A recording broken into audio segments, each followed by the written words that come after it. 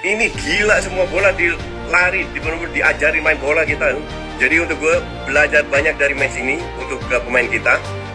Nggak perlu cari kambing hitam, salah ini, salah itu, dan lain-lainnya. Memang kita kalah kualitas. Belum Rizky Ridho cedera, Marcel Nino nggak jadi sebagai starter, Kabuaya nggak starter, Dik starter terus cedera, ya mau gimana lagi? Karena mending lu kalah di sini, lawan tim yang jago, lu belajar, baru menangnya di putaran 4. Kalau kita menang di sini, menang lawan Freddy, seolah-olah kita tim hebat. Enggak.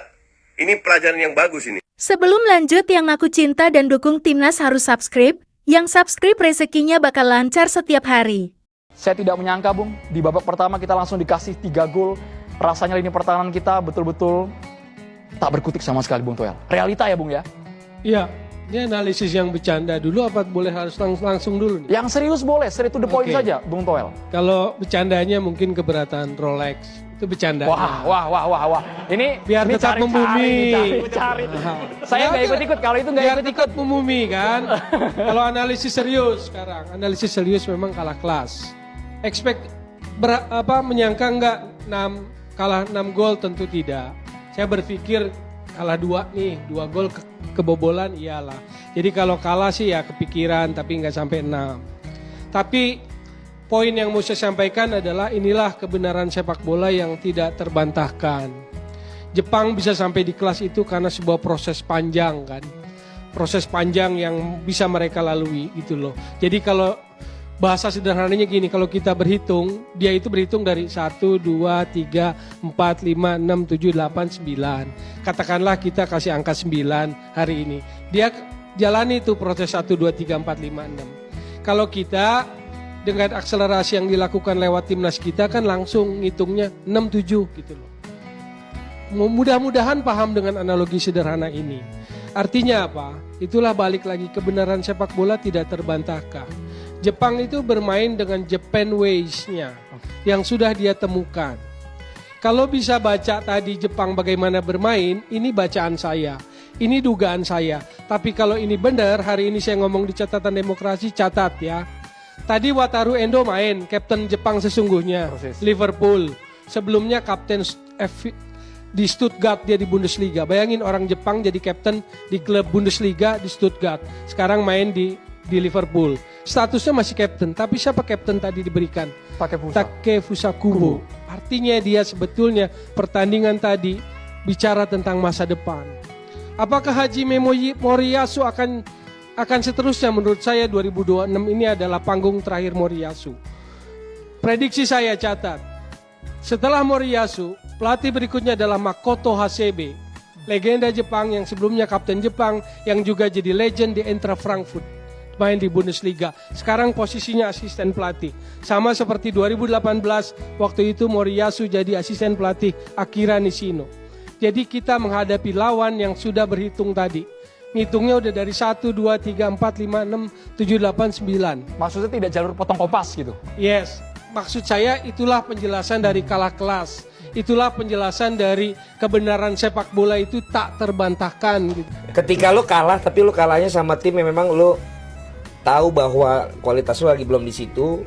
Menurut gua nggak ada hal yang membuat kita perlu untuk tadi nggak menegakkan kepala kita, nggak membuat kita down gitu ya, atau membuat kita down, karena kita bisa lihat untuk pemain-pemain kita bahwa dengan pemain-pemain yang main di Liga Eropa sekarang dikombinasikan dengan pemain di Liga 1 saja, ternyata 2 kali menghadapi Jepang terbukti bahwa kita ada di level yang masih di bawah mereka. Iya. Nah, jadi bahwa sekarang ada di sini pun Greg udah bilang kita juga nggak pernah nyangka ada di stage atau di level yang ini. ASEAN tim semua nggak ada. Betul. Jadi kita grateful aja, dan ingat kita nggak gugur loh. Iya, betul. Kita ada ke fourth qualifications kan gitu loh. Jadi Fourth round. mendingan bagaimana melihat pertandingan ini sebagai sebuah analisa lagi yang bisa dilakukan oleh pelatih. Kita nggak perlu lagi membahas tentang wah lu masa kemarin 4-0 sekarang 6-0 berarti gini. Nggak penting dan nggak perlu menurut gua. At the end adalah bahwa kita harus akui saja memang untuk lawan Jepang kita berada di level yang berbeda. Dan ternyata semangat aja lawan Jepang tuh nggak cukup. Dan Jepang mengalahkan kita dengan sesuatu yang lu nggak bisa marah. Dia nggak buat foul yang bikin lo kesel, dia nggak mengulur waktu yang membuat lo sebel, dia nggak memprovokasi setelah lo golin, dia golin banyak, nggak ada hubungannya ke semua, supporternya nggak pernah ada yang gimana-gimana. Ya artinya itu contoh bagaimana sebuah tim menangkap pertandingan yang membuat lawannya nggak bisa bilang apa-apa kecuali respect, Iya. dan kecuali salut, nggak ada kontroversi di situ, gitu loh. Nah, bagaimana ketika menghadapi negara-negara Arab kan itu aja, karena negara Arab lebih masalah waktu, masalah pura-pura foul. Biasanya kalau ketika mereka sudah unggul gitu. Itu yang harus siap kita hadapi. Ini kan santun-santun semua kalau ini. Iya.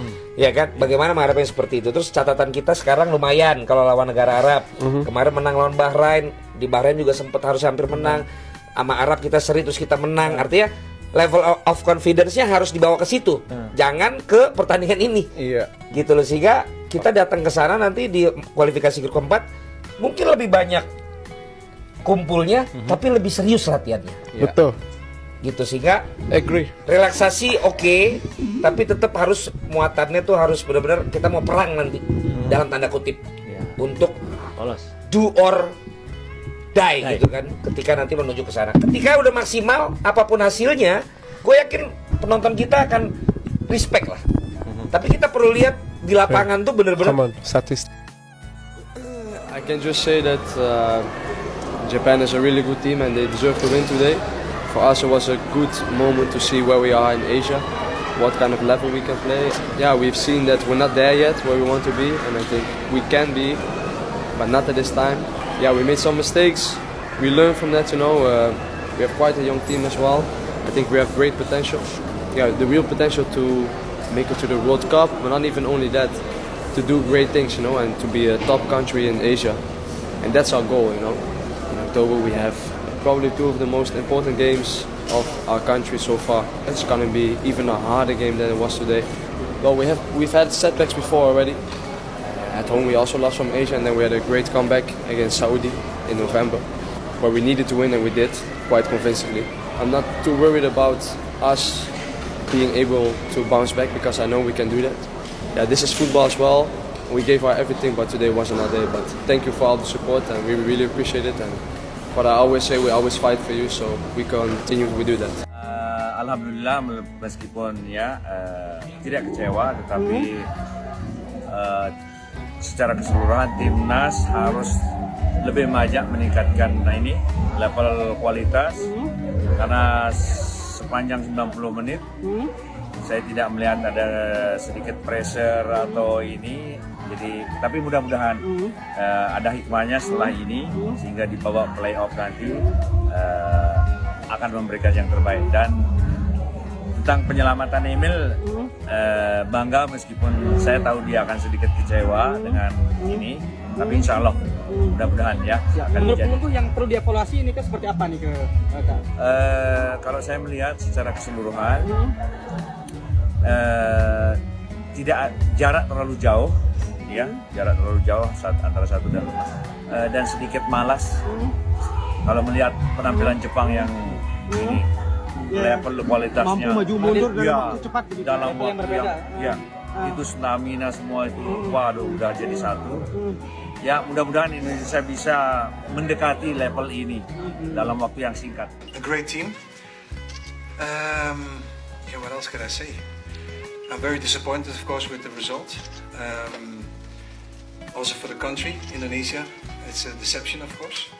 But we need to learn from this situation. I think this is a very important learning moment, individually, as a coach, but also as a team.